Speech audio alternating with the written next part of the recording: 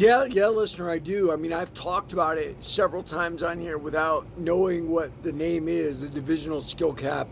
I bring it up in my book a couple times. I mean, one of the times I was at a UFC event and somebody was talking about Mighty Mouse, right? And somebody who didn't know me looked at me and said, Mighty Mouse would kill you.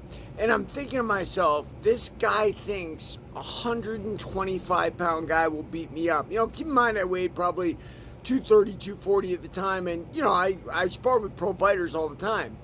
So that's the paradigm we have now. Why does that happen? Because look, flyweights can do incredible things, right? They have no muscle mass, they have no body weight, they can do backflips and front flips and all kinds of crazy stuff. I remember a fighter I used to train with at El Nino was talking about one 125-pound guy. He wasn't the only one, but one of the main ones. His name was Ninja Felix. And he goes, you see Ninja, what Ninja could do? And he was so amazed with what Ninja could do. Well, Ninja could do it because he was 125 pounds. I mean, there was no secret there. And there is a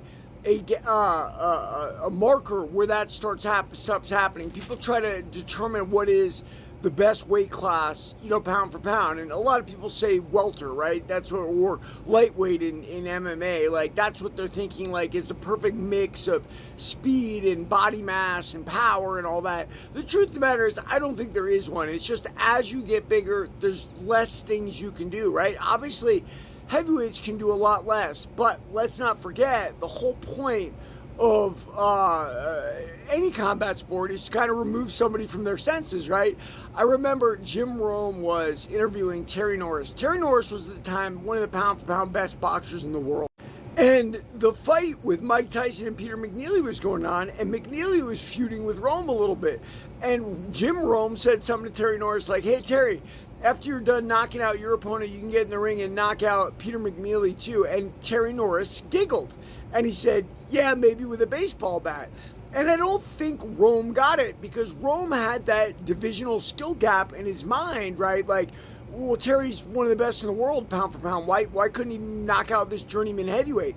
And that's just the reality of it. Now, are there things that transcend this divisional skill gap? Yeah, there is. Like the guy behind me, who am I standing with? Dan Henderson. Dan Henderson had so much power, numbing power. He had more power than heavyweights had, right? Like, so he knocked out Fedor and, did many incredible things in his career, even though he could make 185 without that much trouble. Now, that having been said, at 185, Jake Shields was able to drag him down to the ground, and ground and pound him, and that was because he wasn't equipped with all his power and all his energy that he would have if he had more weight on him. So you always got to be careful about what weight class you get in. I've told people, heavyweights by and large didn't hurt me ever, but once I got my body down to 185 pounds, I was hurtable, right? Like, there's another thing with mental awareness. So guys, I had name guys avoid me in the gym, but they're little junior kids who didn't respect me and didn't know me,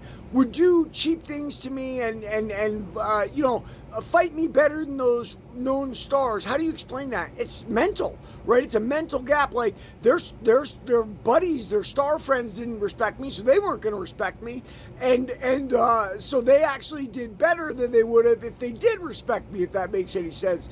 But divisional skill gap, all that aside, is a real thing. I remember when I was wrestling senior year, I had been 191, they cut me to 175, then they cut me to 165, and I even eyed 154. And my coach said, no, Derek, at 154 and under, it's little guy wrestling. It's not big guy wrestling. You need to be in a big guy class. And there it is. There's a difference in the way they fight. Look at middleweight and above in boxing, welterweight and above in MMA, and it goes on and on. Everybody read my book, Warrior of the Light.